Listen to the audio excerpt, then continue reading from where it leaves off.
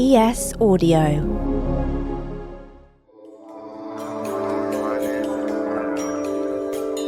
Mindfulness, meditation, yoga. Three things up until fairly recently we only associated with monks or those seeking some kind of spiritual awakening. Humanity has been meditating for thousands of years, and I think that Western society has lost that. These days, though, all three have never been so accessible, and awareness of the benefits of each is only growing. People are recognizing that mindfulness, breathing, meditation actually has not only like a mental health element to it, but it actually helps physical health. Russell Glass is CEO of Headspace, the app teaching users how to meditate through exercises which can be as short as a minute long. But in a world now flooded in various forms of self-help advice, inspirational life coach gurus, and health kick routines, how do you go about selling the simple notion of being more mindful? Everybody whose life you change talks about it and brings more people into the fold. And that's, I believe, how ultimately we will change the world. So take a deep breath in through the nose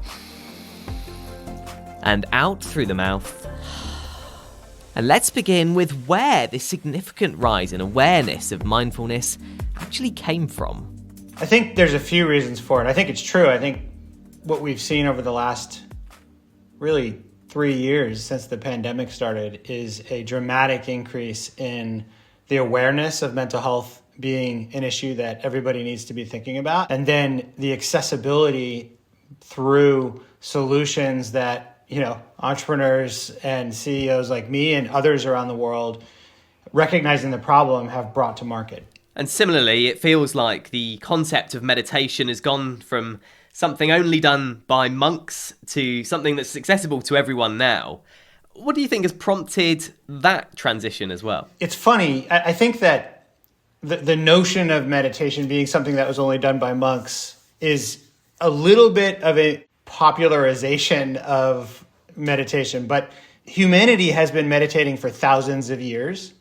And I think that Western society has lost that at some point in time, but a lot of the Eastern societies have never lost it. I think what's happened is through the work that our founder, Andy, has done, and I think others, you see things like yoga becoming a more popular thing to do these days. People are recognizing that mindfulness, breathing, meditation actually has not only like a mental health element to it, and it really helps create stability and resilience, but it actually helps physical health, right? We see evidence of lower blood pressure and higher HRV and protective nature for things like developing dementia, right? All of these things that we're starting to discover through science that humanity has known for thousands of years. And so it's a wonderful reawakening. It's not even an awakening. It's a reawakening to the power of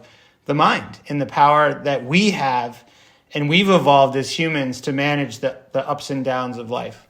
So where did Headspace come in really as part of this reawakening, as you put it, of the power of our minds? Well, I think going back to the founding of the company, I think Andy went and became a monk. And in that process that he went through, he discovered just how powerful this was and decided, this changed my life. This changed the way I am able to function and be successful in the world. And I think that then he sort of realized his mission was, how do I get this to as many people as possible? How do I help as many people understand the power of mind and mindfulness and meditation to transform their lives? My journey on meditation started in about 2014. I sold my company to LinkedIn. I was really struggling. I just had a new baby. I wasn't sleeping well. I had some imposter syndrome. I had some anxiety. I didn't really feel like I belonged at the new company in a full way.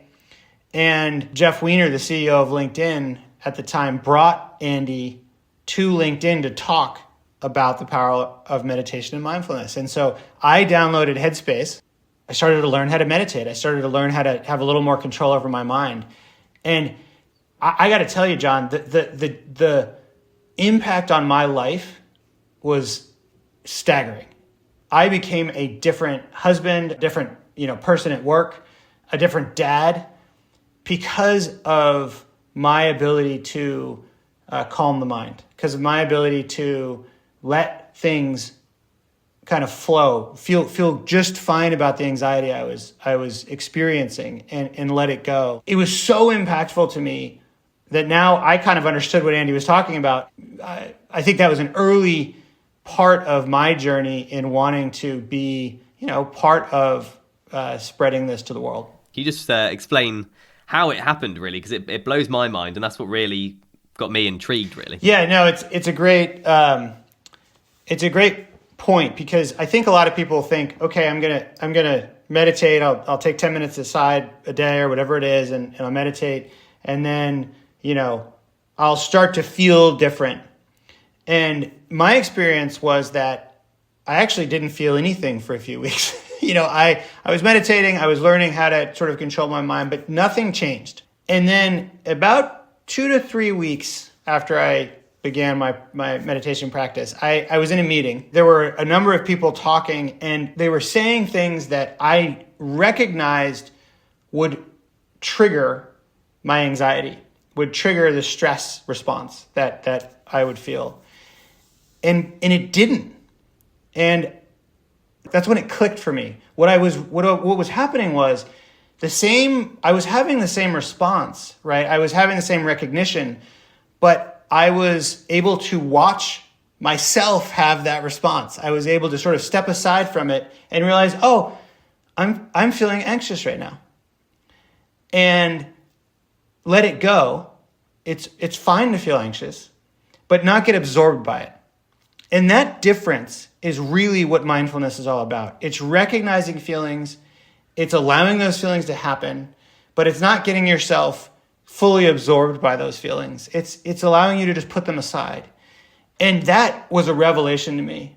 Whatever it is, it's really given me a presence of mind that has been life-changing. Absolutely. And so your transition, Russell, into becoming CEO of Headspace, can you explain sort of your process really of getting to a point where you are at the top essentially as a CEO? To be, totally transparent, I've been an entrepreneur my whole life for whatever reason. Maybe because my dad was an entrepreneur. I started my first business when I was 13 years old. It was a tennis racket stringing business, and my little differentiation was that I convinced friends from different schools around the area to bring the tennis rackets from those schools to me, and I would string them, and I would give them a cut of every racket I would string. It was kind of like, it's sort of like some sort of like drug dealing business, right? But it was tennis rackets, right? So it's totally legal. And I, from there, had numerous businesses in university.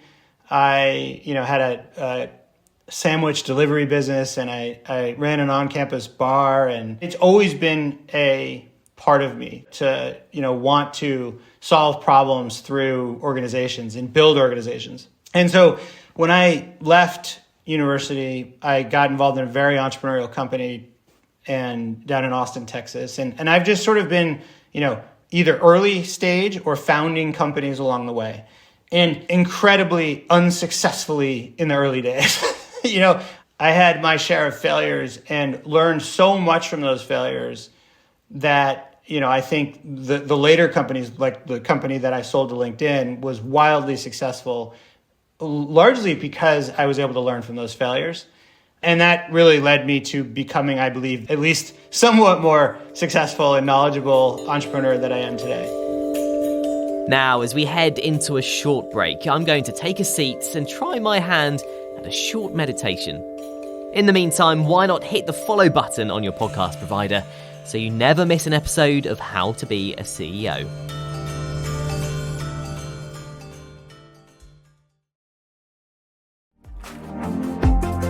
And obviously, sitting in the seat of CEO comes with its fair share of challenges, I can imagine. Can you talk us through some of the toughest things, really, perhaps the challenges that have made you think, I need to take a 5-minute breathing exercise to get through this? Yeah, Well, I mean, look, we all have been going through an incredibly disruptive time over the last 3 years, right? So it's not just me. In so many ways, what I go through is nothing compared to what a lot of the world has had to go through over the last 3 years. So, let's caveat all of this with that. But I think that as a leader today, we're having to manage through difficult times. We see an incredibly polarized population from a political standpoint. We see, obviously, being in the middle of or hopefully on the tail end of a global pandemic, wherever you want to put us, there is the sort of worries about being ill. There are the worries about your close family getting ill. There's always like a sub-process running about, is what I'm doing safe right now, right? That we've never had to think about before. And that adds another layer of this. There's climate change, which is leading to all kinds of mental health issues. Right now, we're, in a very complicated macro economy, which is creating stressors and anxieties and worries. Am I going to have a job? Am I going to get paid? Inflation is running hot. So what I'm getting paid isn't paying for as much. All of these things as a leader, we have to take on in some ways because, in our case, we've got 1,200 employees that are all thinking about these issues, right? And so I spend quite a bit of time as a leader thinking about how we create an environment for success when the world is more complicated than it's ever been. The most difficult part of my job right now is just how complicated the world is that we're operating in, and the need to be sensitive to that, to be compassionate, and support our people as much as possible. What's the way of doing that then, Russell, and from your experience? What sort of solutions have you found in that respect? Well, there are a number of them, and we're talking about the internal side right now, but it's probably more important for Headspace Health than most companies, because we not only have to support our employees, but we then authentically have to lead externally, because a lot of what we're trying to do is help organizations transform how they are supporting their employees and create their own environments for success. And so it becomes even more important that we're doing it internally ourselves. To try to frame it, there's sort of the macro, right? There's the middle, and then there's the micro. From a macro standpoint, it's structural. How do we create an environment and a set of operating mechanisms for success, right? So for example, how do we talk about mental health as a leadership team so that we have a culture where it's okay to, show up and say, I'm not feeling great, right? I need support, or I need to take some time because I need support. We have things we call mind days. Every other Friday, we shut down so that people can catch up on life. People can recover from the work day. And, all the evidence, the tests that have gone on, Microsoft did a great one in Japan, there have been others, demonstrate that the 4-day work week, right, reducing the total number of days of the week, actually doesn't hit productivity at all and is incredibly effective in terms of, increasing people's happiness and success. Then if you go to sort of the middle level, it is things that we do to create support structures for our employees. So for instance, we have mental health coaches that we provide for our employees. We have counselors that are available at no cost. There's no financial ramifications to them getting access to counselors. We provide ERGs, or employee resource groups, for different parts of our organization, whether you come from different lived experiences or different backgrounds. We have, I think now we're up to 8 different ERGs. We have a women's group. We have a Black women's group. We have a Latinx group. So these different groups that really allow the diverse populations we have to come and have discourse in a comfortable way, in a way that they can bring their lived experiences to the table. And then at the micro level, we do things to help people from trainings. So we have a program called Superhuman, which helps people think about how their calendars are organized, help people think about creating more brain power throughout the day? How do you take mindful breaks? As an example, we're on Zoom, right now, even though this is audio, but just turning your self view off frees up brain capacity. Not having your iPhone right next to you frees up brain capacity.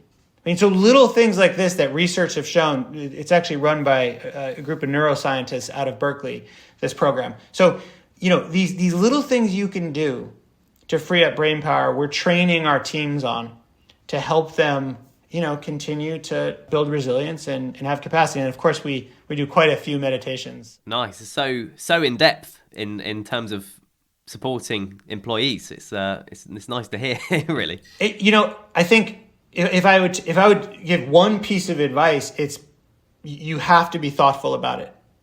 It's not just throwing something out there. I really do think there's a need to be intentional about how you build these cultures and how you create an environment for success. And if you do it, it can have incredible impacts on, the health and happiness of your workforce.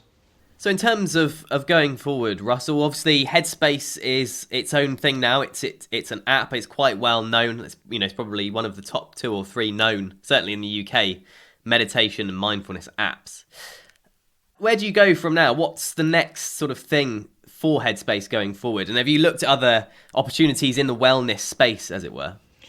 Sure. Well, one big one that we're incredibly excited about is we just launched our expanded mental health offerings for UK headquartered employers. Historically, we've been available with just the Headspace component in the UK, but now we've brought our full suite of services to the UK so that UK employers can get all of our self-guided care, which is our Headspace product, but then our behavioral health coaching capabilities, our counseling capabilities, our EAP service capabilities, all tied into a single unified end-to-end platform. And so really trying to bring the ability to support employees to the next level. We've once a year, we publish our workforce attitudes report, and we survey, thousands of employees, hundreds of CEOs. And we know that in the UK, 31% of employees are reporting poor work-life balance. And 63% of British workers have mentioned that they've missed at least one day of work due to stress, anxiety, or other mental health challenges. So we know that there is a need out there, and we are super excited to bring this to the UK and help support those employers and support their employees. And are there any other areas that you've sort of considered dipping a toe in, maybe juices or gyms? Yeah. So, if you think about the mission here, you think about what we're trying to accomplish. We're trying to transform the mental health system to improve the health and happiness of the world. And so we do this with really 3 different approaches. One is direct to the consumer, right? So you can download the Headspace app. We teach you how to build a mindfulness and meditation practice. We teach you how to build resilience. And, like I mentioned, with me, it was life-changing, right? Truly changed my life. Then we have our employer channels. So we work with employers to help them change the culture of their workforce, and also provide these tools and capabilities that are, very difficult to get access to through like the NHS, right? The wait times to get access to a counselor are incredibly high. It's hard for an individual to know what they need. We kind of lower the barrier to entry there. But then the final thing is our partnership channels. So where else do we have really compelling and interesting ways to get to individuals? And we just announced a wonderful partnership with GymPass. GymPass is a great delivery mechanism where they've got thousands of employers around the world, thousands of partners around the world that they are now distributing our products into. And so these are really the things that we're spending time focusing on in order to, continue to execute against our mission. In terms of the concept, really, of selling meditation and selling mental wellness, really, it's selling a responsibility to an extent, isn't it? It's not necessarily selling entertainment, it's selling something that someone can do. How do you go about that? What sort of channels do you go down for for selling the Headspace app? Yeah, there are a few of them. The biggest, I think, is really trying to meet people where they are, trying to, reach them throughout the channels like the Evening Standard, where they might be listening and they might be watching and they might be going. And so we spend quite a bit of effort thinking about, where are the places that people gather? Who are the people, like, for instance, Raheem Sterling? He said his life changed through the power of mindfulness and meditation. And so we've worked with Raheem as a spokesperson. And when he talks about this, he opens the minds of so many who love what he means to them. As, so we see the significant increase in the number of kids in Britain that have now had their minds open to the power of meditation as part of their upbringing.